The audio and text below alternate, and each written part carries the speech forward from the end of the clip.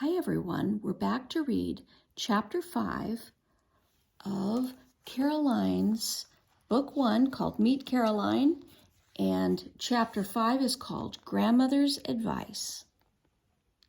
As Caroline and her mother walked past the Shaw house on their way home, the front door flew open. Mrs. Shaw hurried down the gravel path and crushed Caroline into a hug. "Oh, you poor, poor child." Her pity didn't make Caroline feel any better. Mrs. Shaw was a plump woman with a round face that Caroline thought only looked kind. She wriggled free from her neighbor's arms. "Lieutenant Wolseley believes the British will release my husband soon," Mama said. "He knows best," Mrs. Shaw replied. "Perhaps," Mama frowned. "Actually, though, I think Lieutenant Wolseley is too busy right now to worry about Mr. Abbott and Oliver." "Well, he has many things to worry about." Mrs. Shaw spread her hands. "We all have much to do to prepare for war. My husband volunteers with the gun crew, you know.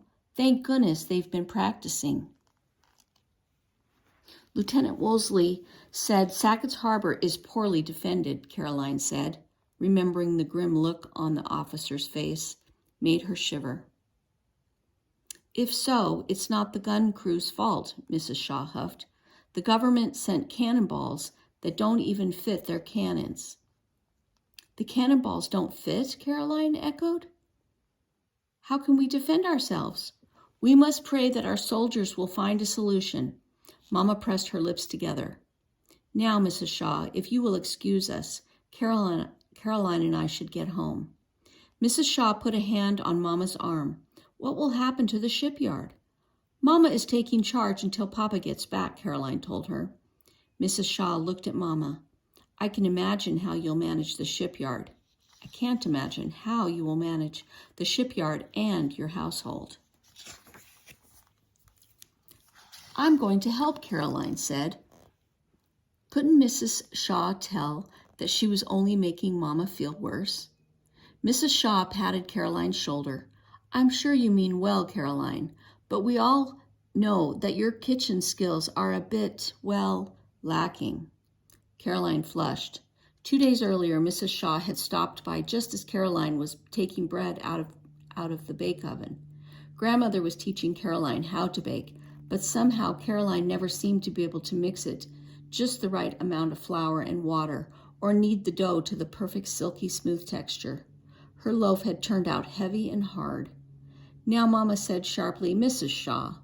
"I don't mean to criticize," Mrs. Shaw said, although Caroline was sure that was exactly what she meant to do. "We must all pull together in times like these," the older woman added. "I'd be glad to help teach Caroline." "Oh no," Caroline thought. Her spirits sank lower.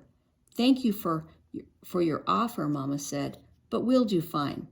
Good afternoon." Caroline and Mama walked the rest of the way in silence. Once they were home, Caroline let Mama tell Grandmother about the conversation with Lieutenant Wolseley. Caroline plodded up the stairs. When Caroline reached her small bedroom, she caught her breath. Her carpet had been delivered. Last March, Mama had taken Caroline to look at samples. "Pick out exactly what you want," Mama had said. It was the first time her parents had permitted Caroline to make such an important grown-up decision. She had looked at each sample carefully, feeling the materials and trying to imagine how the carpet would look in her bedroom. It had been so hard to choose. Now Caroline knew her choice was perfect. The new carpet was made of thick wool in warm shades of gold and brown. The beautiful carpet, soft and cozy, would make her unheated room feel warmer during Sackett Harbor's icy winters. Even now, on the day when everything had gone so terribly wrong, the carpet was comforting. Inkpot, her black cat, must have found the carpet comforting too. He was curled into a ball in a patch of sunlight, fast asleep. Caroline scooped him up and nestled one cheek against his soft fur. Papa had brought Inkpot home when she was no more than a scruffy stray kitten. "Sailors believe that black cats are good luck," he'd told Caroline. "I wish you'd been on board White Gull today," Caroline whispered. "Maybe you would have brought us better luck." Inkpop purred sleepily, and Caroline gently put him down again. She walked to the little mahogany work table in the corner. The table had a hinged board where she could write letters and compartments for bottles of ink and notepaper and blotting sand. A lower drawer had plenty of space for her sewing supplies. A fabric bag slung beneath the work table held her current project, an embroidery map of Lake Ontario's eastern shoreline from Sackett Harbor to Kingston. In an instant, all the pleasure Caroline had taken in her new carpet faded. She planned to put the map, when it was finished, into a wooden frame so that Papa could use it as a fire screen.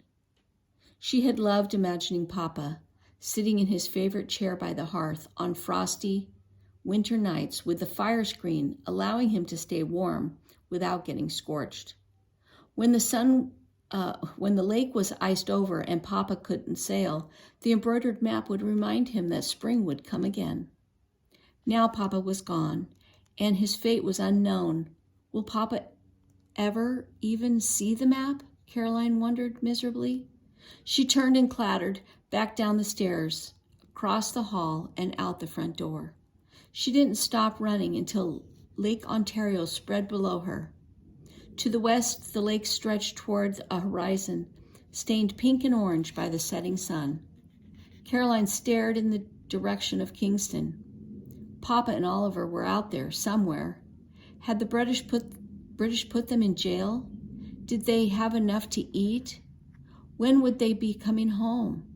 The ache in her heart threatened to take her breath away. The lake was darkening to black when, sometime later, Caroline heard footsteps. I roasted some whitefish," Grandmother said, as she joined Caroline, "and baked gingerbread." "I'm not hungry," Caroline told her. Grandmother planted her cane in front of her and rested both hands on it. "I don't imagine you are," she said, "but you can't fight the British if you don't eat." "I can't fight the British," Caroline protested. She hated feeling so angry, so helpless. "No, but you can help me tend the house." Caroline blinked away tears. "I can't even bake bread that's fit to eat." To her surprise, Grandmother chuckled. "All you need is practice." Caroline didn't want to practice baking bread. And she didn't want to be at war. "I want things to be as they were this morning," she said. Grandmother shook her head. "I'm afraid such thoughts are a waste of time, my girl." "I can't help it," Caroline thought. One more protest slipped out. "What happened today just isn't fair." "Life isn't fair," Grandmother said. "We can turn bitter and complain about our problems, or we can try to change what we may and make the best of every day we're given."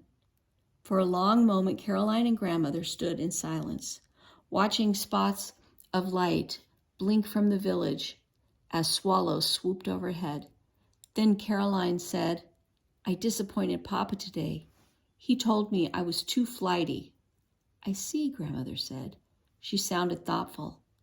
"I wanted to show him that I can do better," Caroline said miserably. "But now the British have taken him.